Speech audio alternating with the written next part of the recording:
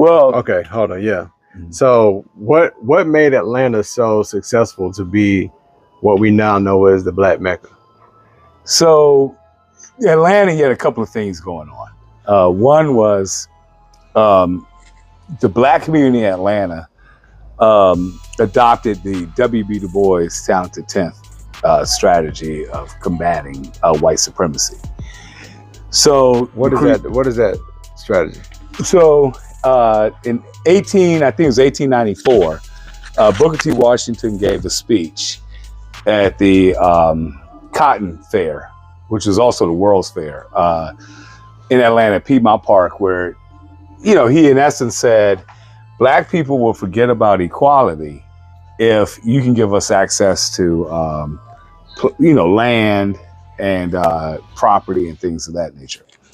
Whereas Booker T. Washington, in his book, The Philadelphia Negro, challenged that theory, in which he said, look, he said, there's no guarantee that white people will allow us to do this, because we've seen where white people have stripped us of our property.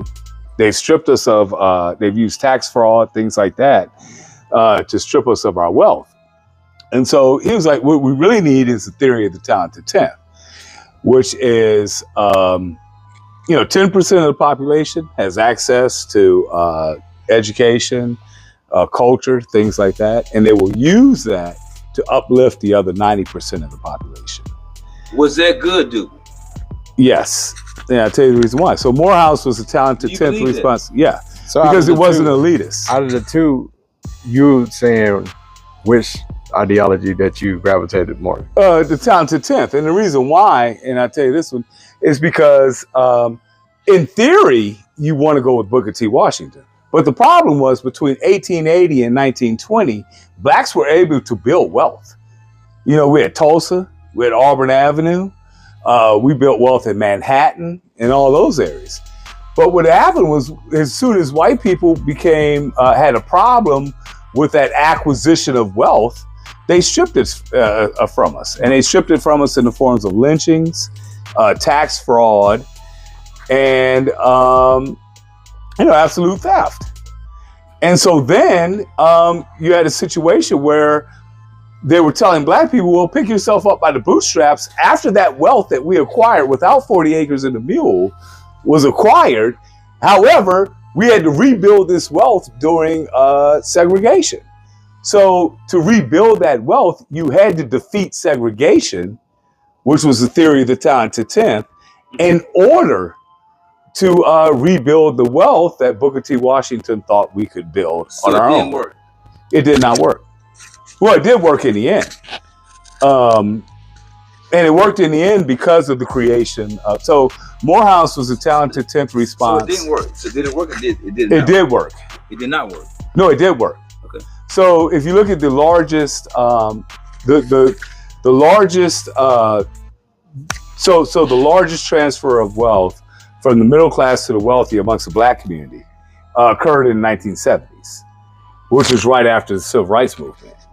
The Civil Rights Movement, most people would argue that the beginning of it was around 1955. So 1955 was when you had 10% of the Black population pretty much in college. And if you look at who's in college and you look at the arguments coming out of HBCUs in 1955, it was all about equity and equality.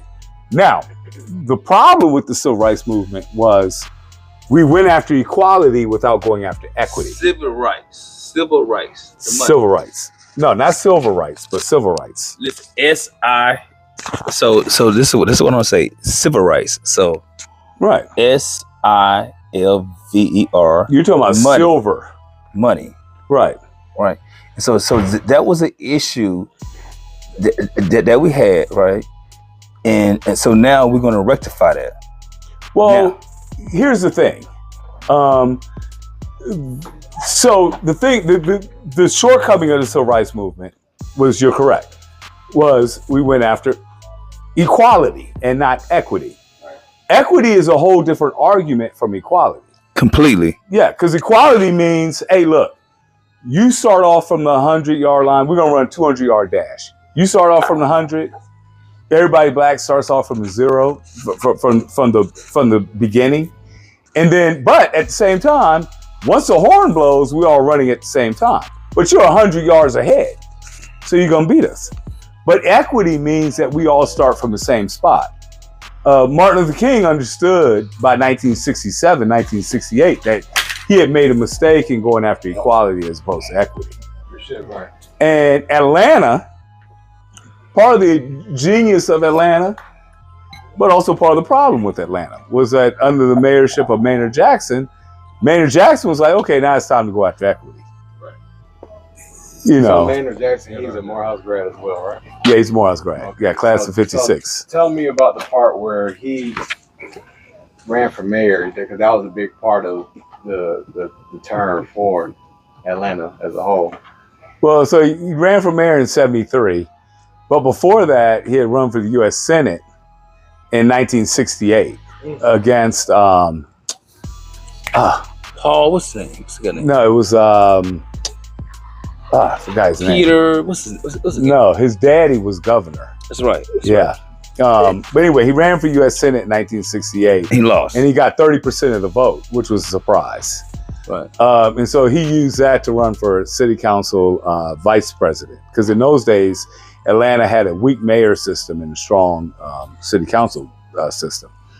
But in 1973, he ran for mayor against Sam Massell, won in large part because Talmadge? Herman Talmadge? Herman Talmadge. Herman Talmadge, that's right. Herman Herman Talmadge. Talmadge.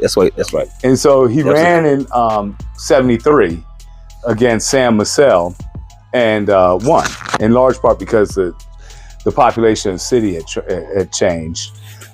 And so when he won, he put forth a agenda where he was like, first of all, 27% of all city contracts that were worth over $1 million had to go to a minority firm.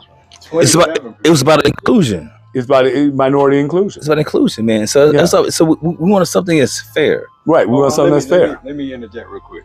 Uh-huh. Is there another city in the United States that you're aware of that has strong policies towards getting inclusion for African Americans that you're aware of? No, So you did in it, general. Right. Inclusion in general. right? You did have it after the fact, like Washington D.C. under Marion Barry. You had New Orleans under Dutch Moriel, L.A. under Tom Bradley. The problem was, no one had. So you had to have support about 90 to 94% of the black community to make it aggressive. Right. And Maynard had that in Atlanta. Right. Whereas New Orleans, you didn't have that with Dutch Moriel. Coleman Young had in Detroit, but Detroit was a manufacturing center. Right. Tom Bradley actually did it in LA, but Tom Bradley couldn't brag about it because black people only made up 13% of the population in LA. Right. So Tom Bradley had to do it quietly. Right. Maynard could do it loudly, but Maynard did put in place the blueprint that other black mayors would use in terms of equity. Okay. So question, was it only I like what you said. So was it only black mayors that did that? Was it mayors in general? Because you think about it, like it's about inclusion. America's changing, and we want to be inclusive of America. So you're saying that Maynard did it, Right. only because of X? No. Was other mayors on point doing it? Other mayors did it after Maynard. See, the thing about Maynard was influenced by the same guys that look, Benjamin Mays, who was president of Morehouse for 27 years, influenced all these guys. Not just Maynard, but Martin Luther King, Lerone Bennett, who was editor of Ebony magazine.